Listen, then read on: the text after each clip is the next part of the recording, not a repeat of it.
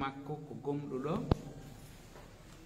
Allah waɗi mo kadi sonnaji nulaaɗo on sallallahu alayhi wa sallama hoorejo nulaaɗo on ko makka jombi ɓe jombunoɓe ko ɓe jiwun keccu woɓɓe no wii ɓe jombuɓe ko ɓe duuɓi 6 kono ko Madina ɓe mahodi maɓɓe nde ɓe heɓuno duuɓi 9 tawi kelle fiye on timmi ko kanko tun nene Aishata radiyallahu anha nulaaɗo on jombi ko woni jiwo ko lutti kon fof ko iwɓe imma hara komo moodi mum maayi o heɓaali ko dankomo ma hara ko seedaaɗo wonduɗo e suno e maapere nene Aishata noon radiyallahu anha hari ko gando moolanaɗo piiji ko feƴƴata konka nder suudu fuu ko kanko sahaba ɓe landotono wono o hadise ɗo ko wonɗo sifaade fi alhaali longal sifa ɗin alhaaliji noon ko wawata humpitade no nulaaɗo Allah warrayno haranaɓe sifanimo o ko sonnajo maɓɓe mo tawata hiɓe wadde ooti yi'a kanko nene Aisha himo marno ko fanɗi o hadise guluuje 2 e pawdi ko ɓe filli hadise guluuje 2 ɓe tawa ko ɓe filli kamɓe tun e pawdi kadi no ɓuri no e guluuje 2 e 200 e pawdi ko sahaba ɓen kala ko ɓe humpano e fi piiji nder suudu ko kamɓe nene Aishata radiyallahu anha ɓe landotono ko ɓe hersayno kadi landade kon fof nulaaɗo ko nene Aishata ɓe landotono ɓe bakkitora ɓen ɗon ɓe humpito o hadise ɗo noon ko sonnaɓe maɓɓe ɗiɗo fillimo nene Aisha e Ummu Salama kadi ko sonnajo maɓɓe mo tawata ko Madina ɓe jombi mo on ɗon hari ko goɗɗo no wiyeteno Abu Salama jombunomo on ɗon noon feƴƴini tawi ko ɓiɗɗo bappa maɓɓe yani Abu Salama feƴƴini Ummu Salamata aanidi e hoore muɗum o maapi nulaaɗo Allah sallallahu alaihi wasallama seeni tindinimo ko o wi'ata so heɓi masibo mayrede moodi ma mayrede ɓiɗɗo ma mayrede kala ɓattiɗo ma ɗum giɗo no jeeya e ko ɓe tindinnomo wi'ugol yo Allah lontinanan ko ɓuri e moƴƴude ɓay noon Ummu Salamata yeetama ɗum nulaaɗo maaki ɗum o wowli kanko tun o yehi o miijiti ka suudu o wo ko hombo noon mi heɓata ɓurɗo moƴƴande lan Abu Salama ala o miijiti ɗum ha o ronki kono no Allah warrata hunde jaka tawi ɓurɗo Abu Salama no arde jomba mo ɗum ko nulaaɗo on sallallahu alayhi wa sallam kanko kadi ko jeeyaɗo e sonnaɓe maɓɓe tedduɓe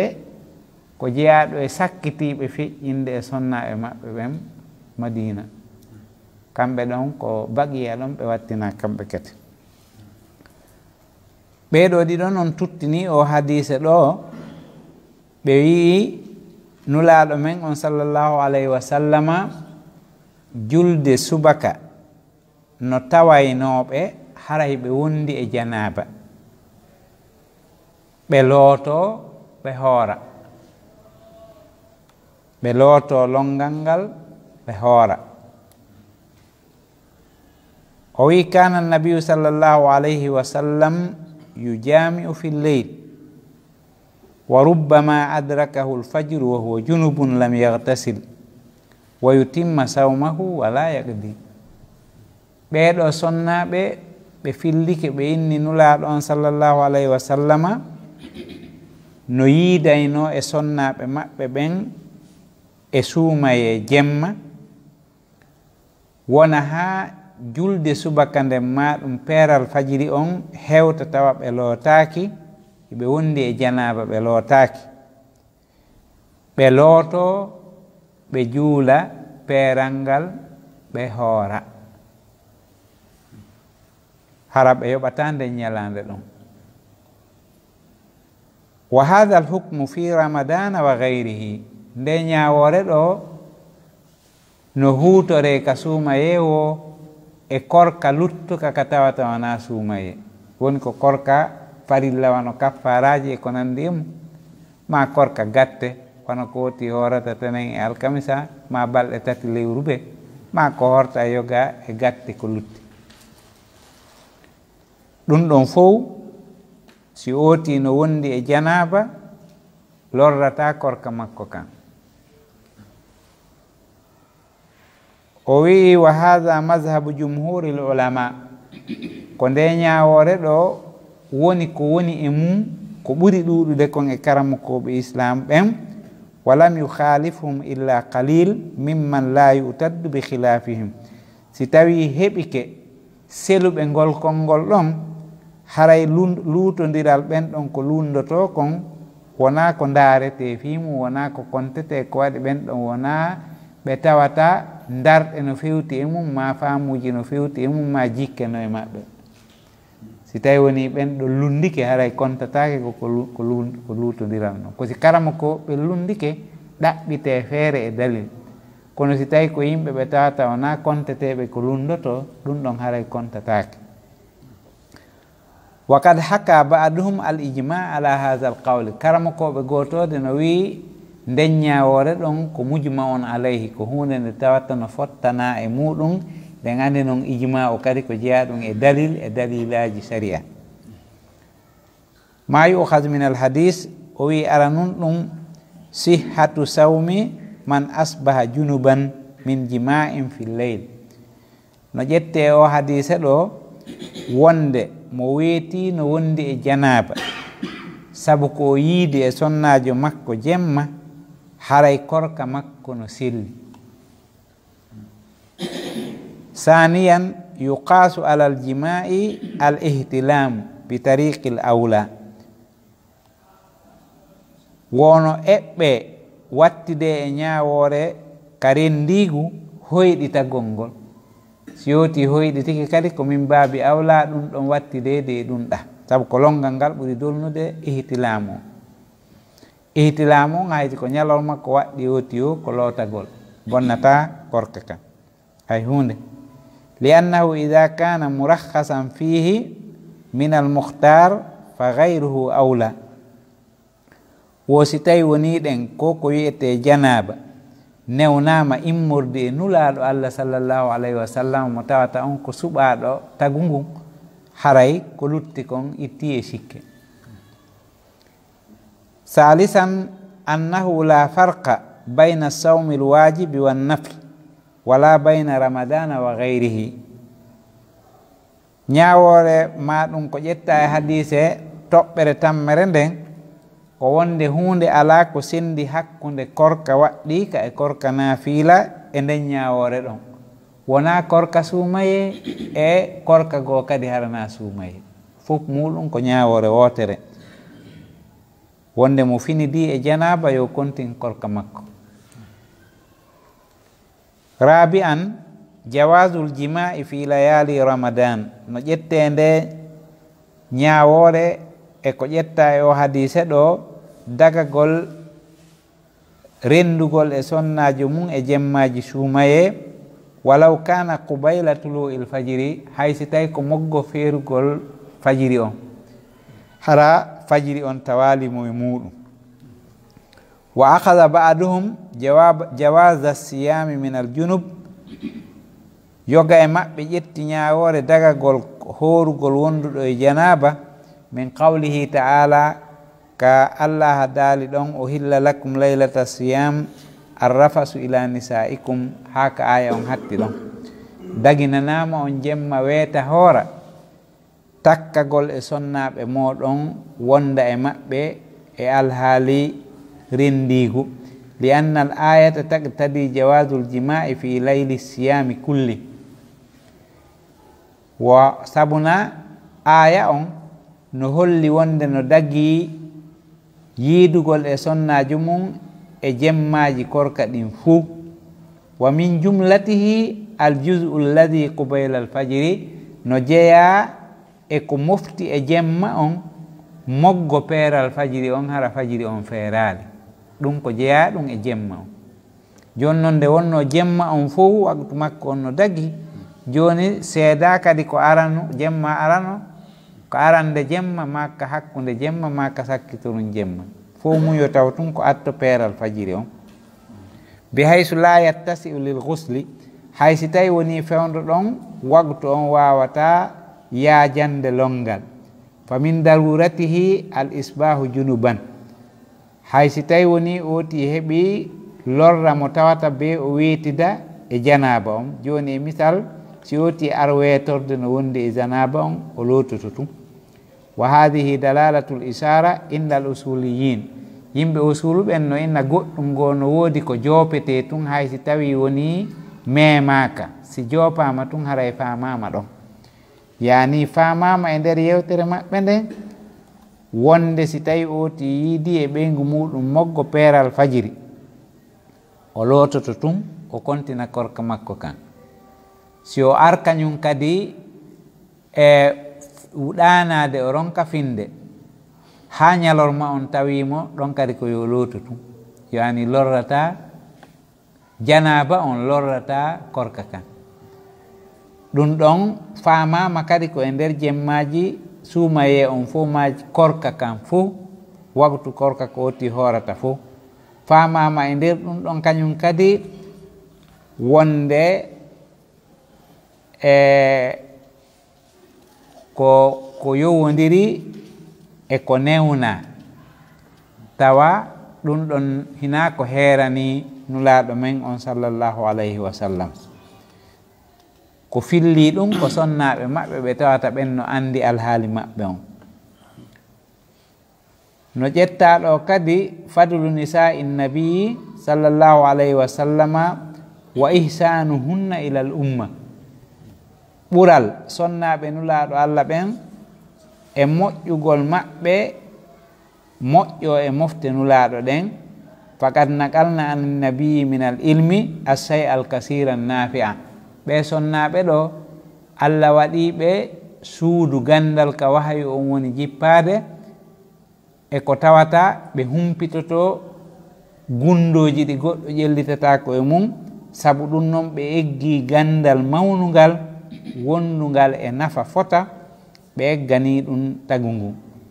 Nde wonno noon gandal suuɗatake, kala ɗin piiji ko hatojini e mum ɓe feññinanayno yimɓe ɓen no nulaɗo on sallallahu alayhi wa sallam warrayno. ɓe eggi morde nulaɗo gandal yaajungal wondungal e nafa. La siyama al ahkam as-sar'iyya, tentini non ɗe ñawoje sari'a, al manzilata allati la yattaliu alayha illa hun, ɗe ñawoje sari'a ɗe tawata alhaali majje on no ɗe woniri noon ƴellitata ko e majje si wona kamɓe suddiɓe ɓen. fi ko yondiri e yiidugol gorko e moodi mum, alhaali muɗum ka sari'a eno oti lotorta e ko honno o warrata, ɗin ɗon piiji fof ƴellitata ko e majji si wona kamɓe sonnaɓe ɓen min amali nabi sallallahu alaihi wasallam e golleji nulaɗo on sallallahu alaihi wasallam. Fa radiyallahu anhunna wa ardahun, yo Allah on hebbi yarluye makko on e maɓɓe o weleɓe. Hadise hikkiɗo ɗon on kadi mo janguɗen ɗo on, o wi'i mo yejjitino hoori o ñaami goɗɗum fewndu o yejjiti, ma o yari goɗɗum ka o yejjiti ɗon, yo timmin korka makko kan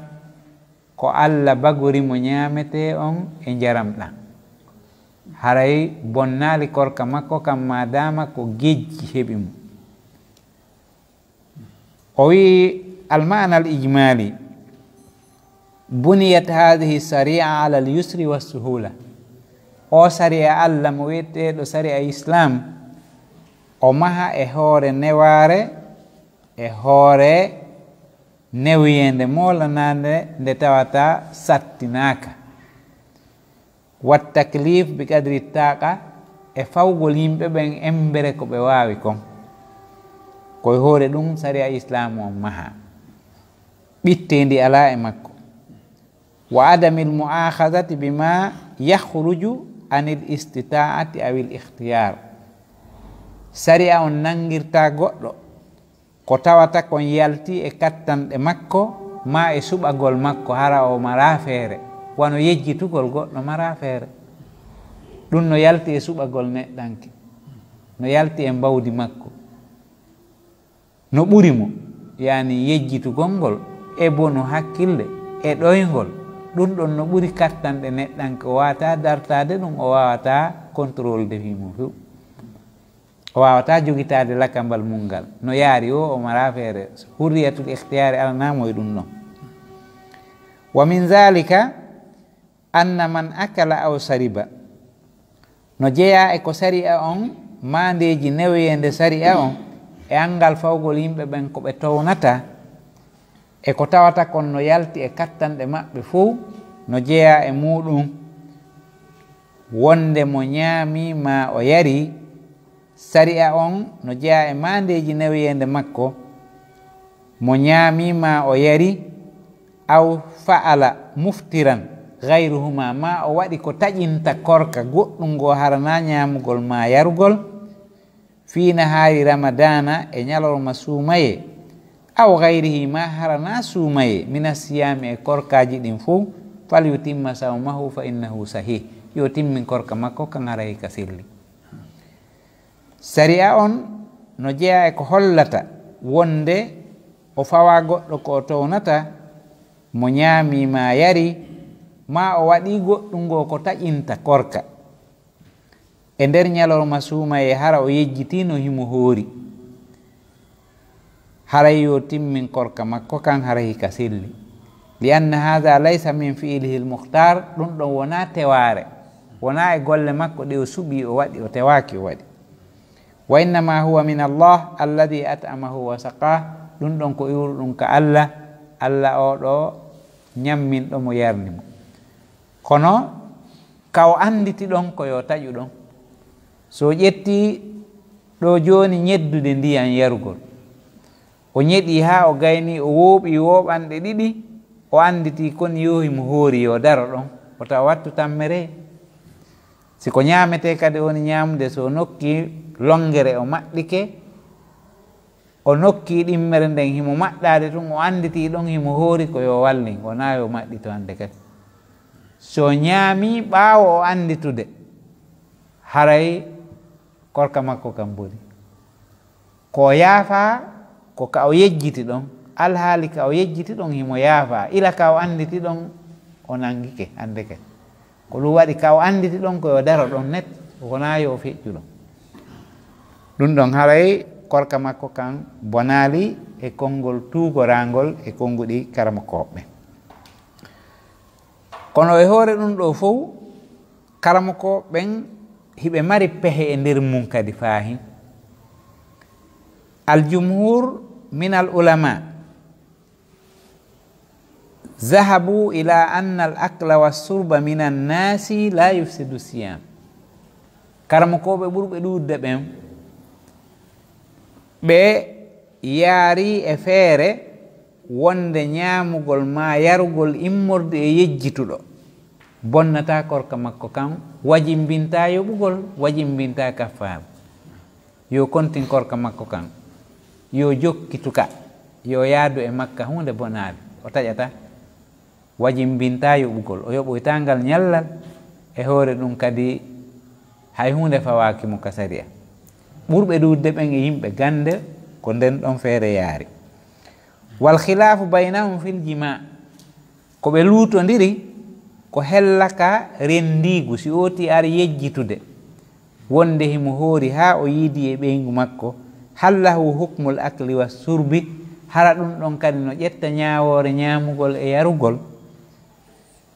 bi adamil ifsadi e angal bonnugol korka kan amla. fa zahaba al imamu ahmadu wa atba'uhu ila anna al jimaa mufsidun lissiyami walau kana min al jahili aw min annasi. Imamu Ahmad e jokkuɓe mo ɓen ka laawol e wondiɓe makko ɓen ɓeeɗo no yaari wonde rendigu ngun wattidatake e ñaamugol e yarugol. ɓenni kamɓe rendigu ngun si oti yejjiti no hoori haa o yiidi e ɓeygu makko ñalorma suumaye haray korka makko kam boni ɗum ɗon eɓɓidirtake e ñaamugol e yarugol. fiyen ɗum ñaamugol ngol e yarugol ngol koye ɗum ɗon ñaawore nden ari, amma bonnoji luttuɗi ɗin sifa wano rendigu ɓe wi ɗum ɗon eɓɓatake e ɗum ɗa. feere maɓɓe nen kamɓe hambaliyanko ɓen ko ɗum ɓe maaki kamɓe rendigu ko bonna e ɗum korka. hay si tawi oti anda, oti hara anda, imma hara o janga few, ma o wura e leydi julɓe, ma ɗum himo silmi hesu, ma ɗum himo ɗayti o anda ñawore mum nde himo sikka tun kanko ɗum nafus. haray ɓe inni kamɓe haray korka makko kam boni o yoɓay, kono ɓay o yejjitu kaffara fawatako mo, kono noon o yoɓay korka kan haray ka boni. haysi o yejjitu haray o nangirtake, kono noon o yoɓay ɓay o rendigu ari. wa ida kana fi nahari ramadan fa huwa mujibun lil kaffara, o wi wo si tawitode ko e ñalorma suumaye haray no wajimbina kaffara. wa hada min mufradati mazhabi ahmad, ɗum ɗo ko jeeya ɗum e ko mazhabu ahmadu on weddori e hakkunde mazhabuji luttuɗi ɗin,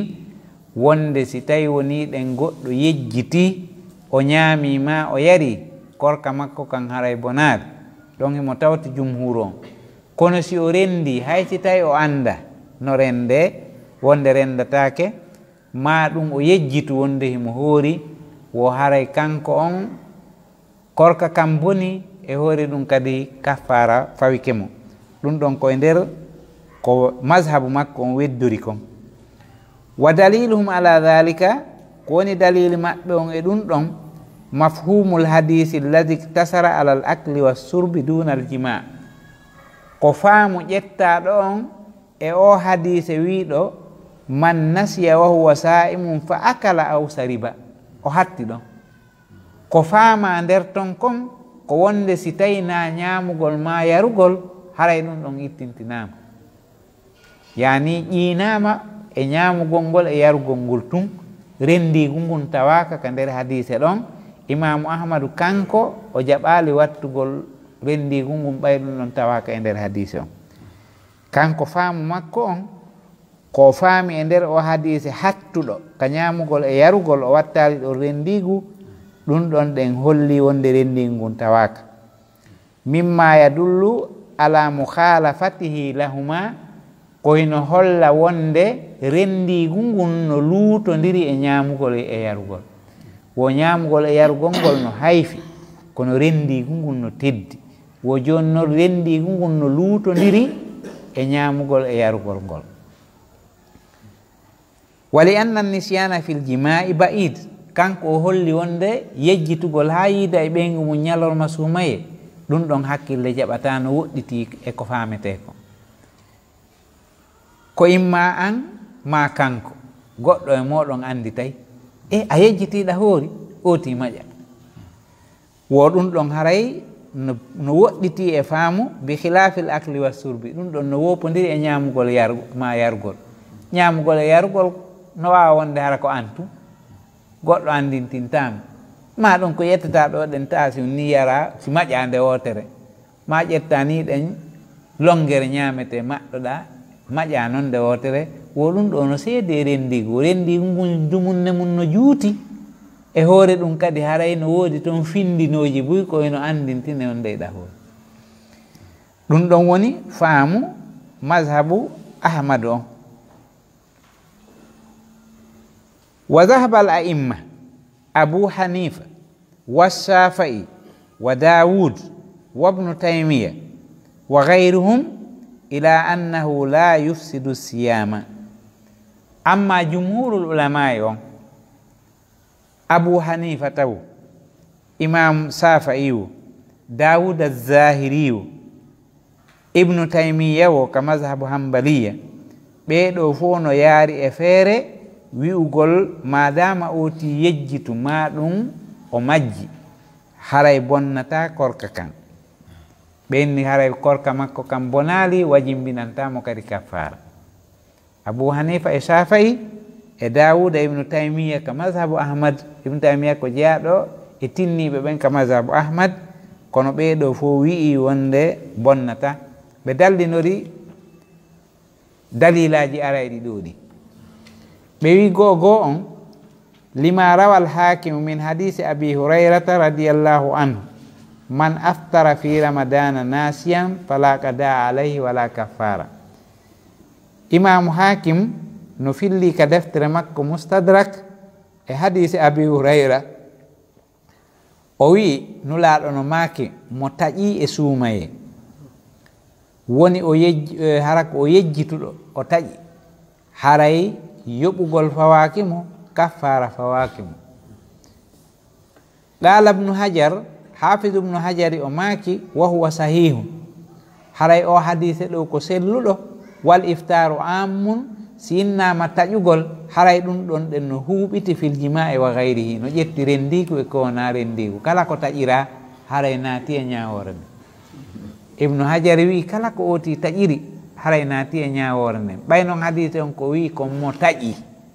yani o taƴiri ñamugol ma, o taƴiri yarugol ma, o taƴiri rendigu ma, o taƴiri goɗɗum ngo e taƴoji ɗin, o woni o ɗum ɗo madama koko huuɓitini ko heeri artanali hadise on ƴettugol mo ko ammu yu'mal hatta yarida al-mukhassis. yani yimɓe usul ɓen inni hunde ñawore si ari tawi ko huuɓitunde, nden ɗon ko nden hutorte taw ha ko hertintande kon heɓo. joni noon hadise on no huuɓiti o wimo taƴi, man on ko lil umum, ko hollugol ko fi fuu. taƴugol ngol kadi no naata e muɗum piiji ɗin fof, kala ko taƴirte kon, kala ko annduɗa no bonna korka, ɗum ɗon fof si tawi o yejjituma o majju haray yoɓugol fawaki mo, kaffara kadi fawaki mo hoore ɗum ɗon. ɓenni noon nde ñawore ɗon ko huuɓitunde, ɓay noon ko huuɓitunde ko hertini hadise on ala. hadise on wellitama e hoore ñawore huuɓunde, heɓaki ko hertinimo, taw sakko sendidira rendigo e ñamugol e yargol ma goɗɗum ko. ɗum ɗon ko dalil wi e jumhur o. Saniya, al umumatul waridatu fi misli qawlihi rabbana la tu'akhizna in nasina aw akhtana, haka on aya hatti ɗon. woɗiɗi on e daliliji maɓɓe ɗin ko aya arɗo on fi ñawore yejjitugol e ñawore faljugol, ka suratul Baqara ka lannode maggol no jeeya e sifaji gomɗin ɓen. ɓe wi Allah min torikema wota nangitir men ko min yejjiti, si min yejjiti wota nangir men ko min yejjiti kon, si min falji kadi wota nangir men ko min falji kon. ɗum ɗon noon no huuɓiti e kala ko yejjita fi mum e kala ko oti falji fi mum, ɗum ɗon ɗen nden ñawore naati nder ton. ɓe wi on umum wonɗo e nder on aya wo on ɗon ɗen o gollirte e piiji ɗin fuu, woni ko ñamugol ma, yarugol ma, rendigu ma, goɗɗum go'o ma, ɗum ka julde ma e ñawoji luttuɗe ɗen fuu, wo umum wonɗo ɗon on ko huuɓitu ɗum fi ñawoje ɗen fuu. sabuna karama ko ɓen no wi'i wo ɓayɗe ayaje ɗo jippike rabbana la tu'akhizna in nasina ha ɗe daroyi, wo Allah daluno o jaɓi fuu. nulaɗo on sallallahu alayhi wa sallam kadi sergiti e nder hadiseje mum koyno holla wonde yejjitugol ngol e faljugol ngol ɗum ɗo jommum nangirtaki. ɗum ɗon ko jeeya ɗum e dalilaji jumhurul ulama on wonde sendidirtake hakkude ñawoje ɗen, madama oti yejjitu haray ko taƴitita kon fof haray no tawa e ko yaafa kon. wa ufiya li ummati al khata'u wan nisyan wa mastukrihu alayhi e o hadise arɗo ɓangini ko soomi e aya on kon nulaaɗo no maaki yaafanama mofte an ɗen faljere ko ɓe falji e ko ɓe yejjiti e ko ɓe wawnayo ɓe waɗu ɓe waɗi tawa ɗum ɗon ɓe forsira ɓe na e suɓagol maɓɓe waɗi ɓe karha ɓe waɗi ɗiɗo piiji fof haray hiɓe yaafa joni o hadise ɗo o tongi mutlak wonɗo on e fi gejji luttuɗi ɗi o holli wonde kala faljere ma ɗum kala gejji no naati e ñaawoje yaafeede on ɗum ɗon sennidira ko ɗum ɗo ma ko ɗum ɗo kala ko woti yejjiti fi mum Allah nangitirtama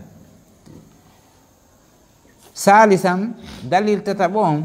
anna al mukhalifina fi sihhati sawm yuwafiquna ala suquti l ismi anhu lundiɓe ɓen ɗum ko hambaliyankeɓe ɓen e sellugol korka kan hiɓe tawti wonde junubu fawaki oti joni noon si ɓe tawti jumhuru on wonde junubu fawaki oti yoɓe tawtu jumhuru on kadi wonde yoɓugol fawaki ko waɗi konto ɓe ƴetti wonde junubu fawaki oti koka aya konto ɓe ƴetti wonde junubu fawaki oti koka hadise haray taɓe sendidir ko lutti kon kañum kadi yoɓe ƴettu nde ñaworeta kadi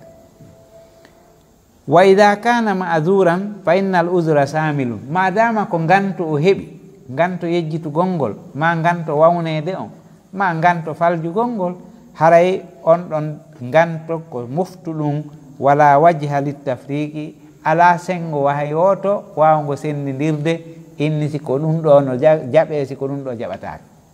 haray wajhu o ala ko sendidirta ɗum ɗon wigol siko ngo sengo ɗo no ƴette kono ngo sengo ɗo ƴettatake haray no huɓiti hay hunde ala ko sendi wa jaabu an dalilil hanabila ɓe jaabi kadi dalil ko hambaliyanko ɓen dallinori bi anna ta'liq al hukmi fil akli wassurbi min babi ta'liq al hukmi bil laqabi fala yadullu ala nafyihi amma adahu kamɓe jumhuru on ɓe jaabi ko hambaliyanko ɓen dallinori kon wonde ko tawi kon dottama ñawore nden nde yowama e hoore ñamugol e yarugol tum ɗum ɗon holla ko ɗon hatti no wawi wasi tawi woni ɗen a ƴetti ñawore a fawi e hunde jammore haray holla wonde ko lutti kon no riiwa sa jammiti goɗɗum bi mana ayni ko o téléphone ɗo haray holla ko on ɗon tum fanda ko waywa makko kon fof kadi no tawa mo wujji o téléphone ɗo ko nangeteɗo haray holla mo wujji o karambol ɗo ɗen ma kumum wengir kun ɗo kan tawaka yani yewgol goɗɗum e hunde kaari winna ko nden ɗon ñamugol tumma yarugol holla ko lutti kon yalti nder ton madama ella on ko goto madama ella on ko hunde wotere ko lutti kon ko waywa muɗum kon fof no wawa natode nder ton no jeeya ko ƴetta e hadise on kon sihhatu sawmi man akala aw sariba aw jama anasiya karam kojo sarhuɗo deftere nden on o maki no jeeya e ko ƴetta e o hadise sellugol korka ñamuɗo ma yari ma rendi hara o yejjitu madama o yejjitu gejji ɗi riiwi nangitirede makko riiwi yoɓugol makko ثانيا أنه ليس عليه اسم في أكله وشربه لأنه ليس له اختيار ومرا جنوب كو نيامي كون هوري او يجيتو ومرا جنوب كو ياري كون هوري او يجيتو o ala junubu ko o taƴiri taƴirɗe goo harana ñamugol yargol madama o yejjitu ko no waɗi suɓagol alanamo o mara feere koko Allah waɗi e ɓandu ndun amara feere kamɓe ka o yaniri wo ko ɗon woni yarude joni noon ko amara feere mum kon o nangitirtama salisan mana it'amihi min Allahi ta'ala wa saqyihi annahu waqa min gayri ikhtiyar wono ƴetta e hadise on ko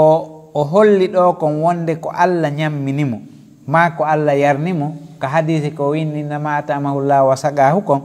ko hollugol wonde wona immorde e makko kanko neɗɗo on ɗum ɗo waɗi ko immorde e Allah ko Allah waɗanimo ɗum wa innama llahu alladi qaddara lahu dhalika ko Allah hoddiranimo ɗum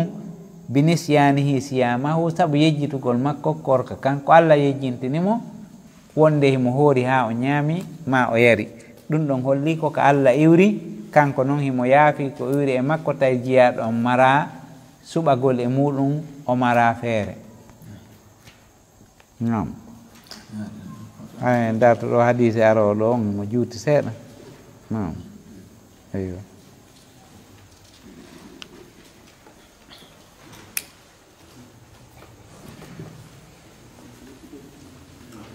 rewtoto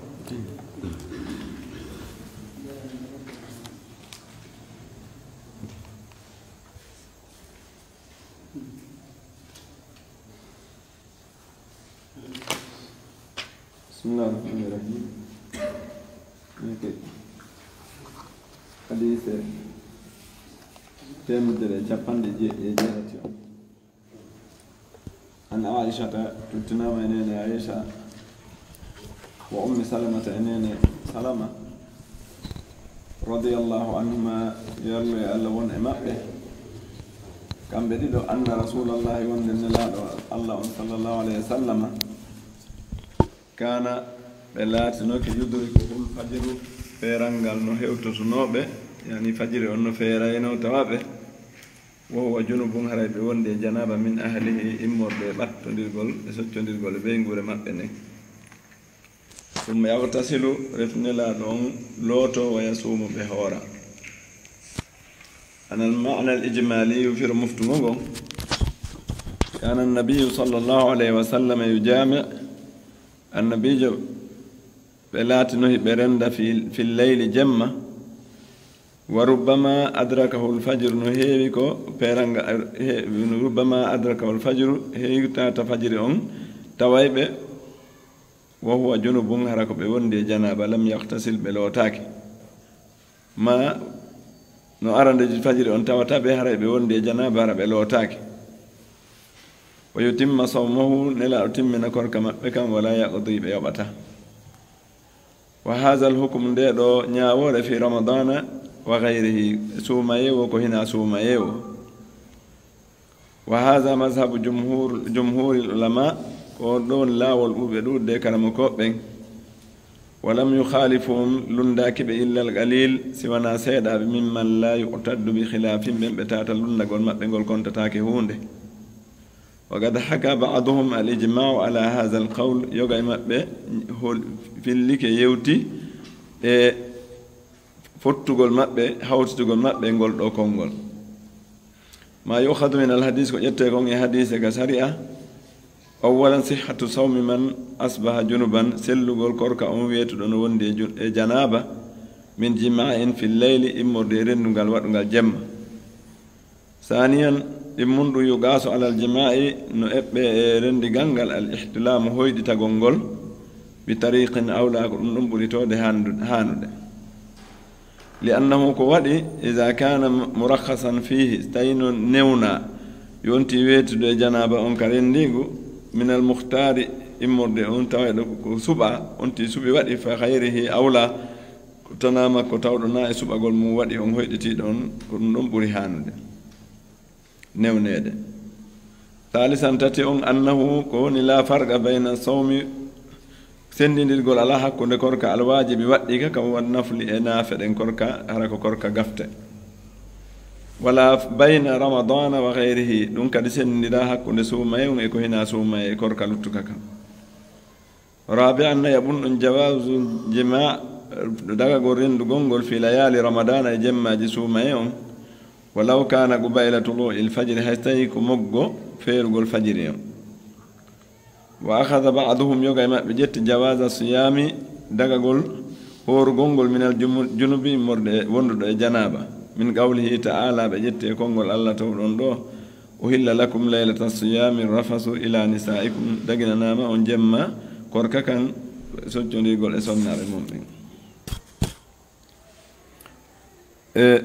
لأن الآية كوادي آية تقتضي إن هلا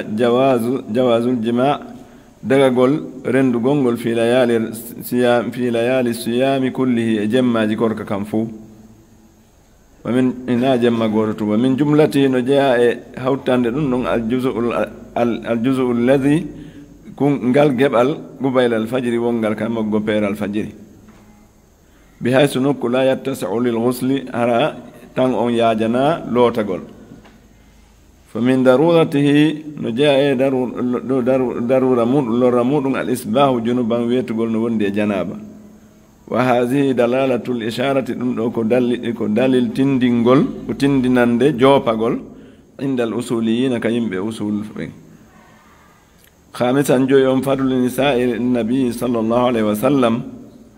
ɓural sonnaɓe annabijo on sallallahu alaihi wasallam wa ihsanuhunna ila al ummati e moƴƴagol maɓɓe faade e mofte ɗen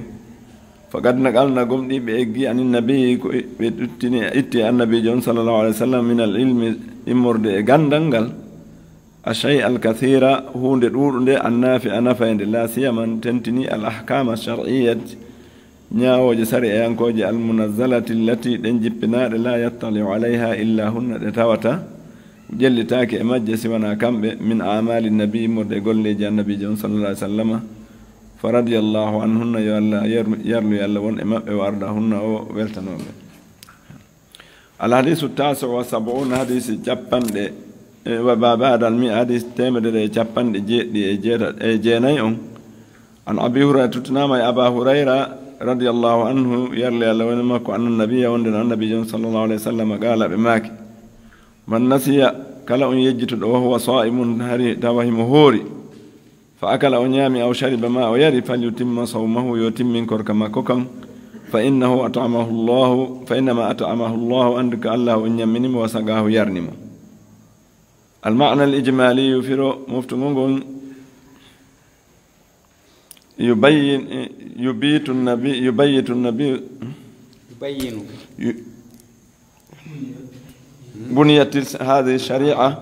buniyat hadhihi shari'atu o sariya ɗo mahama ala yusri wa suhulati e newende e newagol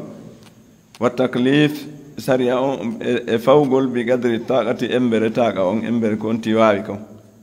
wa adamil mu'akhadhati e wasude nangitirede bimma yakhruju kon ko yaltata anis istita'ati e taqa nen ko yalti e dow taqa onti on awil ikhtiyari ma ko yalti e suɓagol ko hara onti suɓaki waɗi wa min zalika no jeeya ɗum ɗon anna man akala wonde kala on ñaamuɗo o shariba ma o yari aw faala muftiran ma o golli ko taƴata korka kan gayrahuma ko hina ɗiɗo ɗiɗi ñaamgol e yargol ngol tum fi nahari ramadana e ñalol ma suumaye on aw gayri ma ko hina suumaye min asiyami immorde e korka ko falyutimma sawmahu yo timmin korka makko kan fa innahu sahihun alaka korka ɗon ko selluka li anna haza ko ɗum ɗo laysa min fi'lihi almukhtar wona golle makko ɗe o suɓi o waɗi wa innama huwa no andino ɗum ɗo ɗe golle ɗo min allahi ko immorde ka allah allazi on at'amahu ñammin ɗum wa sagahu yarnimo ikhtilaful ulama lutondigol karama ko ɓe fi oɗo mas'ala aljumhuru ɓurɓe ɗuɗde ɓe min al ulama immorde karama ko ɓen ala ɓe yahi ala anna al akla wa shurba wonde ñamugol yarangol min annasi immorde o yejjituɗo la yufsidu siyama ɗum ɗum bonnata korka kan wal khilafu baynahum fil jima'i lurangal hakkunde maɓɓe ko ka rendigu hal lahu hukmul akli wa shurbi tawsi oɗo renduɗo no ko ñawore ñamugol e yargol ngol o jogui bi adamil ifsadi e wasede bonnugol korka kan amla makahina fa zaba al imam ahmad yari wa atba'uhu e jokkuɓe mo ɓen ila anna al jima'a no wonde no rendigal ngal mufsidul li siyami ko bonnay ɗum korka kan walaw kana min al jahili hay so tawi ko e neɗɗo majjaɗo fi bonnugol korka kan awi nasi ma ko yejjituɗo ha waɗi wa ida kana fi nahari ramadana so tawi laatike koye ñallor masumaye fa huwa mujibun lil kaffara ɓeyi kamɓe ko waɗɗinay ɗum kaffara on wa huwa min mufradati mazhabi ahmad ɗum ɗon ko jeeyaɗo e ko imam ahmad um weddori wa daliluhum ala zalika dalil maɓɓe nde ɗo yewtere maɓɓe mafhumul hadisi ko famande ko woni e o hadisi allazi o iktasara mo nela raɓɓinore alal akli wa surbi e yewre ñamugol e yargol ngol tun dunal jimaɓe yewtali fi rendigu mimma yadullu immode konkon tindina ala mukhalafatihi lahuma e lundagol nelaɗo lundagol mukhalafatihi lahuma lundagol rendigu ngu wonande ñamugol ngol e yargol ngol tawde na gotum ولأن النسيان تاود كد يجد غول في الجماع كرندي بعيد دون ودتي نجوت بخلاف الأكل والشرب وآوى نيام غول يار غول وذهب الأئمة المامي ياري أبو حنيفة ودو إمام جو وشافعي إمام شافعي وداود إمام داود وابن تيمية شيخ الإسلام ابن تيمية وغيرهم إكوهنا بيد وكاد يكرم كوبيغو إلى أنه وندن غول جند غول لا يفسد الصيام بنتا كوركا واستدلوا بدل نوري يوتر مبن على ذلك يدور يوتر مبن مما بما يأتي كوني أردوكم أولا أرنون لما روى الحاكم من حديث أبي هريرة رضي الله عنه سبق إمام حاكم في اللي كون حديث أبا هريرة اتيان الله صلى الله عليه وسلم من أفطر في رمضان كلا تجد يدرسوا ميه ناسيا نرك يجتدو فلا قضاء عليه رأي يبغى الفواكم ولا كفارة كدفواكم قال ابن حجر وماكي وهو صحيح كسل والإفطار عام من في الجماع وغيره تجغون دو نهوبتي رندي غون اكو هنافو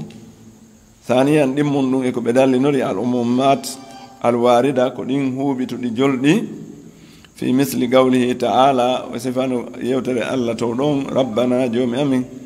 لا تؤاخذنا وتنانغو من إن نسينا سيمي يجتي أو أخطأنا ما من فالجي سورة البقرة وحديث كدي وعفي يا فام لأمتي ونند مفتاندين الأخطأ فالجرند والنسيان يجدين وما استكره عليكم بفرصة بهونا ثالثا تتبون أن المخالفين وندن لندي بإنداد ويوتر الجمهور في صحة الصوم كسلق الكركة يوافقون بهورندين على سقوط الاسم وندن بكاتون فكك حق عنه فكك حق أورندو تيو يجتو وإذا كان معذورا ستين ونكو أنغانتنادو فإن العذر أنغانتون شامل كهوبتدون كمفتدون ولا وجه للتفريق بانغي وعلى دون سندين ديرغول وأجابوا بجابك عن دليل الحنابلة دليل الحنبليان بأن تعليق الحكم في الأكل والشرب no yewngugol ñaaworenden ka ñaamugol e yargol min baabi taaliqi lhukmi billaqabi ko dambugal yewgol ñaaworenden e hoore jammore fala yadullu tindinta ala nafihi e riwgol ɗum amma adahu ko tata hina kon ko jammita ɗon ma yukhadu min alhadis ko ƴettute kon e hadise ka sariya awalan ara nun ɗum sihhatu sawmi ko sellugol korka man akala on ñaamuɗo aw shariba ma o yari aw jama ma o rendi nasiyan hara ko o yejjito ɗon ثانيا دمون أنه كون ليس عليه اسم بكات فواكم في أكل ينام قل مك وشرب يرجل مكونغل لأنه كون ليس له اختيار وناكم كسبي ودون ودين ثالثا تتبون معنى إطعامه من الله تعالى كون في رنيم من قل منغل يمردك الله وشقي ويرن قل منغل أنه كون وقع من غير اختيار نندوه بك هور الناس بقول مكو سباك ودي وإنما الله عندك الله الذي قدر له ذلك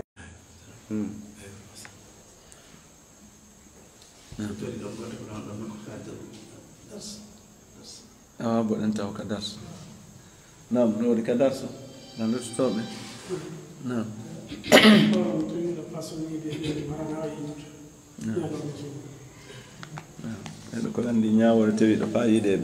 mo teyke pas yiidi e sonnajo mum ñalorma suumaye haraw tey harayno waɗɗimo kaffara gotel e piiji tati hara kadi o suɓintake o rinɗinay dande si tawi mo mari dande rinɗintende o rinɗinayde si tawi o mara dande rinɗintende harayno waɗɗimo horugol lebbi ɗiɗi jokkodirɗi tuma suumaye o maayi o hooray lebbi ɗiɗi jokkodirɗi ma ɗum si tawi hina o wawɗo horude sabu nawnare looru nde ma o heeɓi ko tawata yani e makko atto o daranade kaffara on ko tawata sakkotomo horugol wono nawnare wono jaɓete joni e misal yana e makko ma tension tiiɗuɗo ma o heɓa cancer tawata be o ñama minitaji seeɗa be ma si faɗin alhaaliji haray ko o ñammi miskimɓe 60 jeego miskino be jonne muudore yeru ko ñamata kon so wattaniɓe maafe no moƴƴi so wattali haray o waɗi ko farlimo ko hella ka ñammingol ɗon woɓɓe no inni nisfu sa ɗum ko kilo goto maaro woɓɓe no inni ko mud joni ke ko ɗum ɗon wonno ko sakiti confewndo on ɓe yeddodiri si tawi woni no sella ka oti defa nodda miskinɓe 60 mo be ñaama ha haara karama koɓe goo wi yonata o etay ko ñamete kon o jonna ɓe yaaɓe defana hoore maɓɓe yani defu gongol ñiiri ndin ƴuray ɓeydo ka hanunoɗon sa ƴetti joni wano muudore a defi si tawi ko antun ka galle ma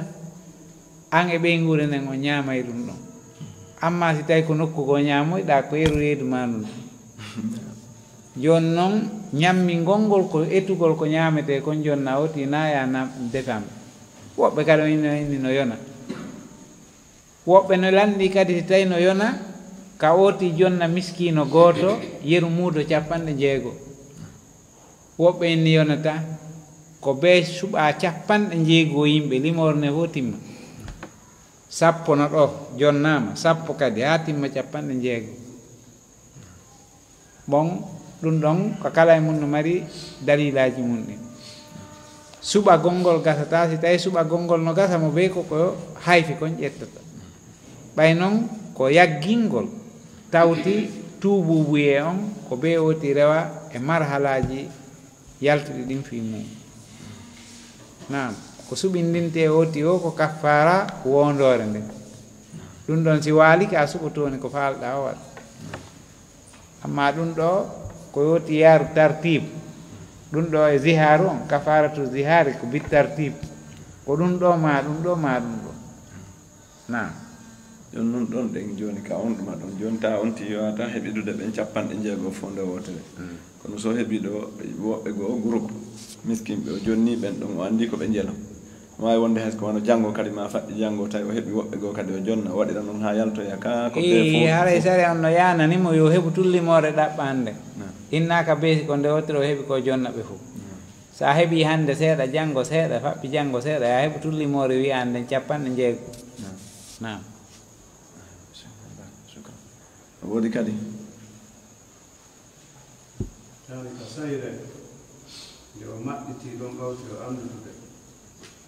so maɓɓike ɗon haray ko yoɓay tum ɗum ko haray ko kaffara o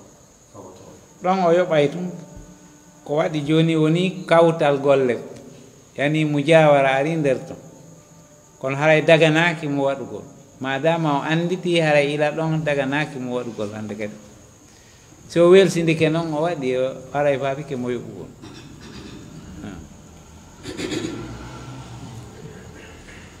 gasi ka nder darsu na sukaɓe ɗen ɗo nde wonni toon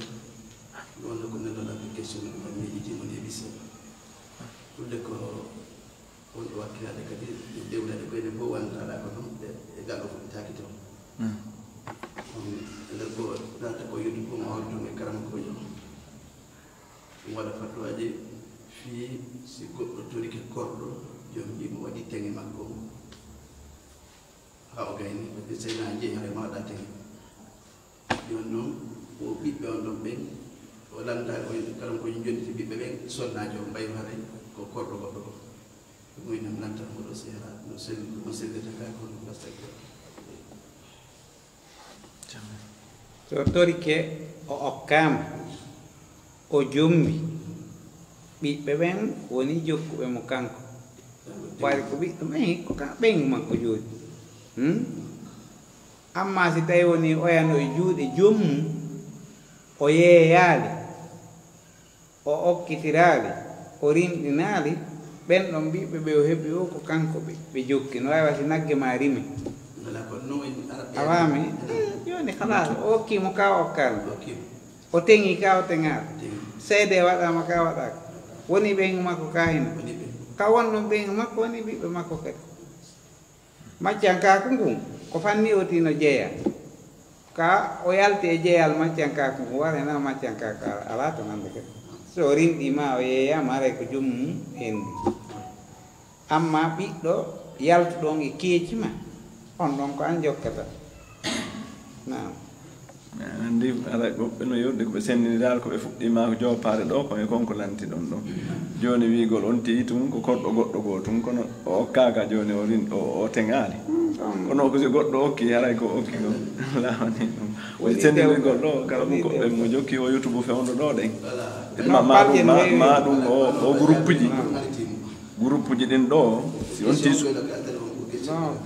parje no heewi o youtube moƴƴa ɓe woola e piiji ga kadi nouvelle ji fof hara ko fenani hara ɓe monano goɗɗo tum ɓe naw maayi ƴetta ɗum sa sakiti hara e ɓi probléme eyo nam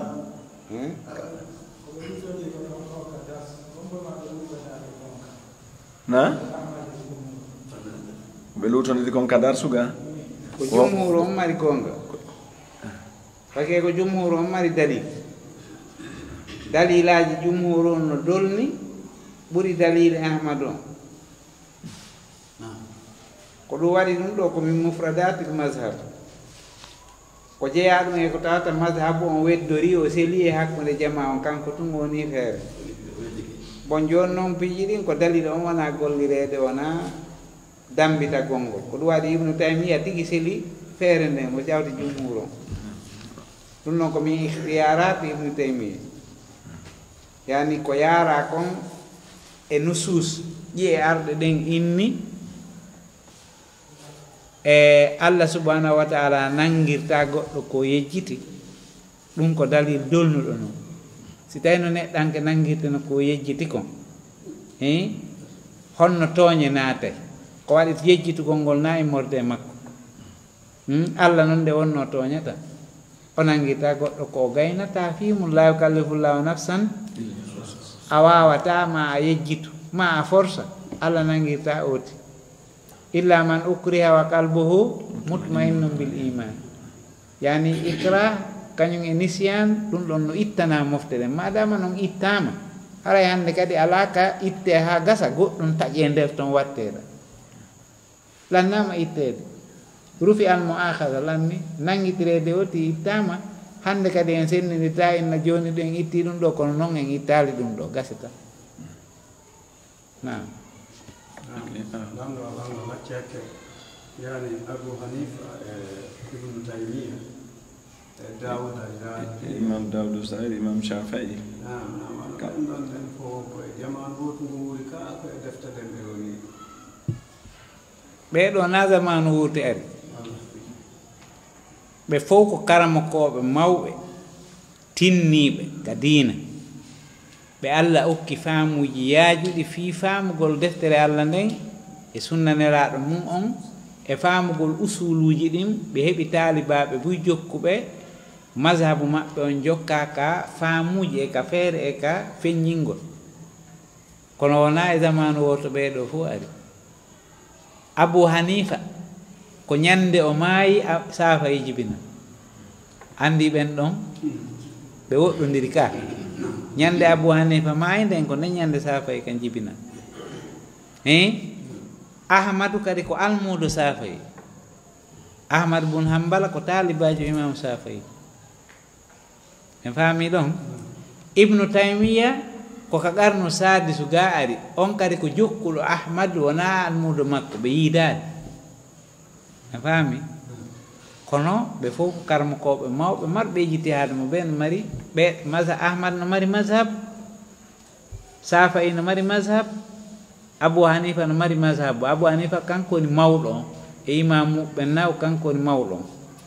hikkimo ɗon imam Malik hikki ɗon imam Safa'i kadi ko taalibajo imam Maliki imam Ahmad ko taalibajo imam Safa'i Ibnu Taymiya ko jokkuɗo imam Ahmad konti taalibajo makko kadi kono ɓayna jannguɗo e juuɗe makko mo basara wiyete ton jokkuɗo mo tinni ka nder mazhab nam eyo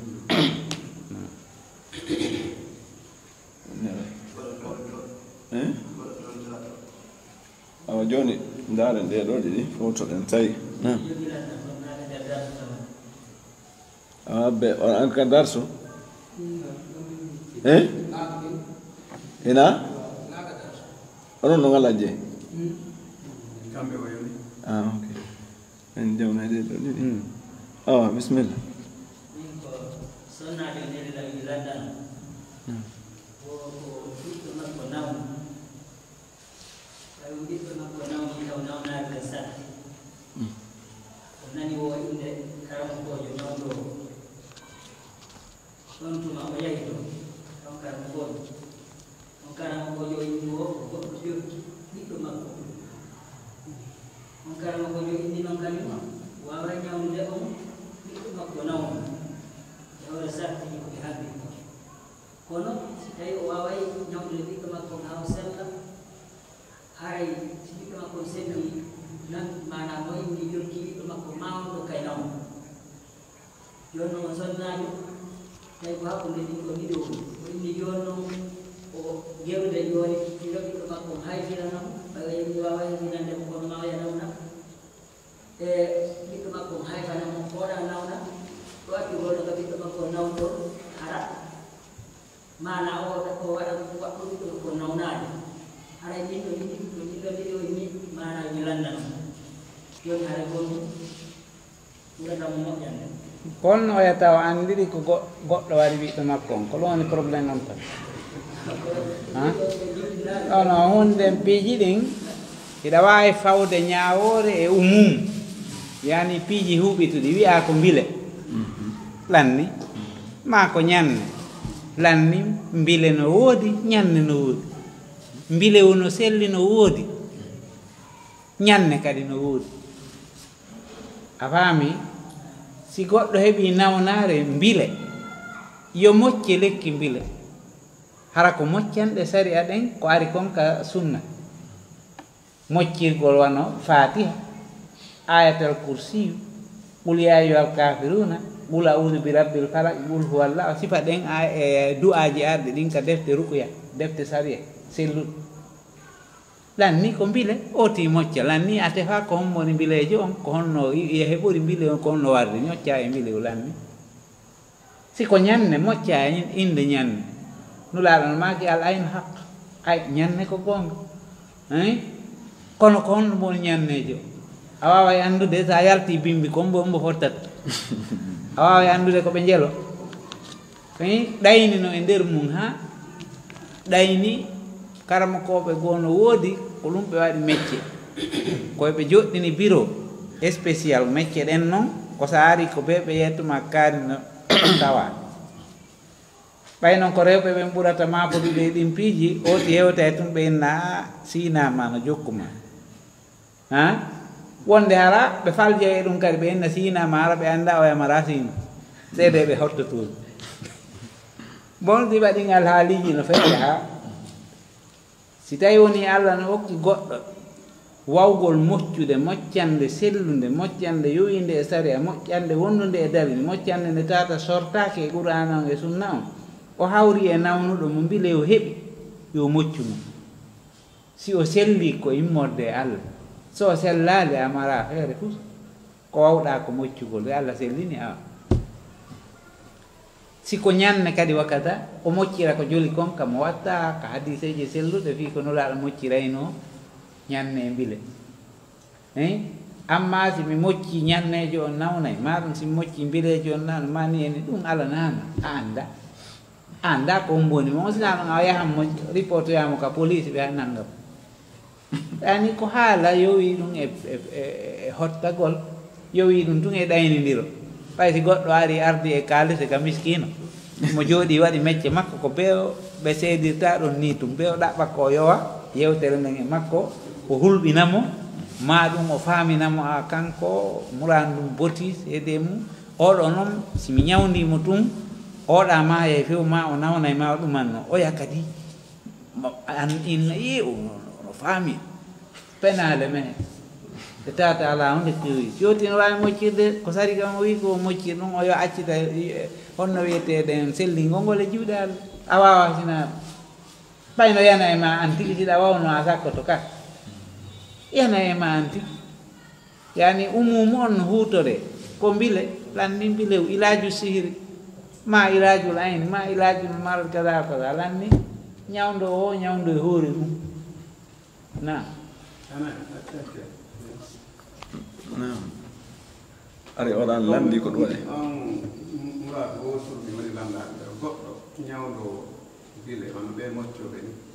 ni ɓe waawi wiwde wonde jooni kaari ko geraaɗo haray ko ɗum ɗon woni mo nawninde haray sellata ko ɓe waawa ɓiɓde ɗum ɓaara non ɗum ɗon ko affaire métier noon alajje métier fof no mari gunndo métier ɗen ko ngelke no ɓe wawata andirde noon ko métier janngaɗe fi muɗum a faami ko woni penale ko woni e mum kon no ɓuri gonga o ko ɓe woni hottade kon nder ton no ɓuri gonga o si ɓe yii nawnuɗo tawi Allah no okki ɓe gandal andugol ko mbilew ɓe andi ko mbilew ɓe ñawdiri ko selli no moƴƴi ella ala e mum koko ari e sari e Allah jippini ko ñawdirte kon lanni o jippini ñaw o jippini ko ñawdirten ko anduɗo ma jaabinanteɗo no woodi woɓɓe ara ɓe andi kono ɓe wata jaabinanede haro sarti jaabagol du'a ala e maɓɓe ɓe ha ɓe ɗaɓɓama jaabinanteɗo ɓenna du'anola on ɗon du o jaabo ko yawino kon fatiha ono fof ko gotum kono fatiha umaru on e o fatiha ɗo na gotum yani umaru no ɗon umaru ala ɗon fatiha on noon no ɗon min miɗo janga fatiha on ha mi genaron ke jaabinede o ɗo janga tun jaabo sabu ɗum min nami torikema du'a waɗan ɗum no wawi wonde andi bon amma ko lutti kon ko ɓuri konno toon ko koma bori karama ko koma bori ko karama ko waɗata sini papare melere ko tata ala ka humi naggu ko ɗaynugol ɓe andaɓe a faami bon ko yowodiri e fi affaire seytane ɗum ɗon kadi ɓe mari métier e fi yangodugol e mum ngol andina oti e nder yangodugol ngol oti o wawa andude seytane e jinna on ko façon hen ɗum nangi oti ko seytaneru julndu ka ko heeferu e ko nande e mum no oti yangodiri e mum on no wuuridiri e mum noon ko noon o wawata andirde ko affaire gonɗo métier no oti yangudi e mum o ko noon o andirde nam joni lanndo ngal ɗon tun ma ɓe ɓeeɗan noon ko anda ko ngal ɗo jee ko ngal dersugal ngal jeeya a warat ɗin ɗino ɗo yawno ɗenna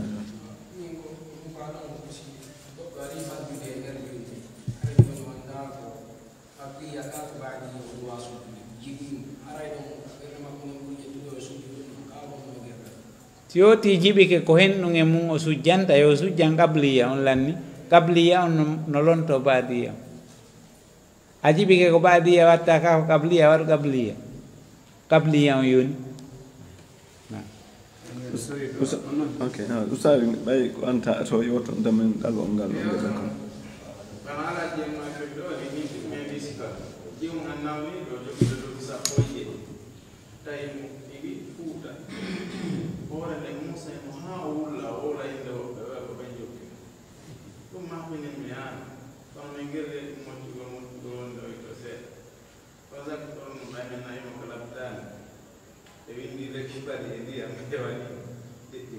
kolu ko hayalu ko ɗum wiyete hayalu ko faayaalo si ari e goɗɗo hakkille ɗen fuɗɗi soñjude nawanare naati oti ko ɓurɓe mo yiɗude ɓen ma ɓe o ɓuri yiɗude ɓan ma ɓe o jindidata ma ɓe o wowtodiri ko ɗum hakkille makko yahata e mum o woola ko henndi o yimɓe ɓe annda ɓe inna hay ko kaari jokki mo ñanneje ko ɗum ɗo e ɗum ɗo kala ko haalata si faayaalo nangi goɗɗo ko hakkille sabu nawnare o cinin cananno to hannde kadi noon ko ɓe o wuuridata ɓen ɓe o wondi ɓen ko ɓen ɗon hakkille makko woni yahude e muɗum ɓay ko ɓen woni miijitade wi muɗum o woola ko o wooli ko ɗum woɓɓuy nawnayi ɗo ɗen hara ko nawnare ñawdetende ko labdani ɓe inna ko jinna ko ñanni ko ni eni ɓe yangoda oti ɓe ƴetta kal jogiiɓe ɗen mecce ɗon jaɓa mbuuɗi juuɗe oti ɓuri ɓeɗo maki no towi do amin miɗo mari komi lantoɗo seeɗa accon hakke mi alaji alsanayi haray ko alaji ɓe alaji ousmane mi wayri ɓe yiɗe ɗo mi annda so ko min tun hattiɓe ka darsugaɗen si ɓe ala ɗo ɓe fof est ce que hon ɗum on yafuɗo tawi ɓe fouta